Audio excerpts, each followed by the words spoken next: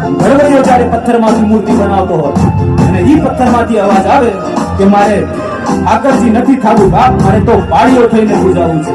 અને ઈ ઉજ્જવળ ધરામ દેશની જ્યાં નેક ટેક અને વચનની વાતું, જેના પાળિયા અને ખાંભિયું અડગો ભાદઈ પોતાનું માથું, અડગો ભાદઈ પોતાનું માથું, અડગો ભાદઈ પોતાનું માથું.